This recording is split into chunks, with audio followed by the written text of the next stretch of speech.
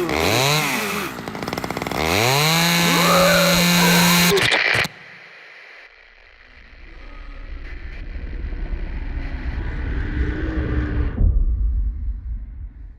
to episode 21 of the Metamagix Monster Manual and another continuation of the Dead by Daylight chapter. In today's episode, we are going to cover how I think you should run the Cannibal in DnD 5e. Now, the Cannibal stat block is designed around making his normal attack action very deadly. So with that in mind, let's just jump right into it. As a reminder, you can find a link to the stat block in the description below. It'll take you to my Twitter or my Discord, where you can find a downloadable picture for free. So this is the Cannibal, and to begin, the Cannibal is classified as a large humanoid with the chaotic evil tag, same as all of the other killers. He has an armor class of 12, a 150 hit point total, and has a movement speed of 35 feet.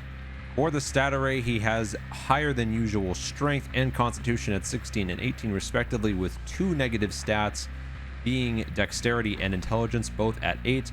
He's immune to bludgeoning, piercing, and slashing damage from non-magical attacks, but could be turned down to just a resistance if your party is low on magic. He has a passive perception of 12, speaks 0 languages, and is a challenge rating of 7. So now we can jump into some gameplay and talk about his unique perks and abilities. So to begin, the Cannibal's main ability is his Bubba's Chainsaw Power, which is a recharge on a 5 or 6 on the die. As a bonus action, the Cannibal may rev his chainsaw, allowing him to use his chainsaw sweep attack as an action. During his chainsaw sweep, the Cannibal can attack any character he moves within 5 feet of for the first time until the end of his turn. So he's only able to attack with chainsaw sweep once per turn. So for the Cannibal's first perk, we have Knockout. Any creature successfully hit by the Cannibal's sledge attack must make a DC 12 Constitution saving throw or become stunned until the end of their next turn. So a stun effect if they can't make the save. Next up, we have Barbecue and Chili. Whenever the Cannibal reduces a creature to 0 hit points, all creatures within 60 feet of the Cannibal are revealed to him until the end of his next turn. And finally, we have Franklin's Demise. Any creature successfully hit by the Cannibal's sledge attack must make a DC 12 strength saving throw or drop an item they are holding of the Cannibal's choosing. So if the Cannibal lands a sledge attack on a character, they have to make 2 separate saves or have 2 different effects happen to them, possibly making his sledge attack very deadly. Speaking of which, let's go over his actions, the first of which being the sledge. A melee weapon attack, +6 to hit, 5-foot range, and deals 1d10 plus 3 bludgeoning damage on top of the 2 saves they have to make.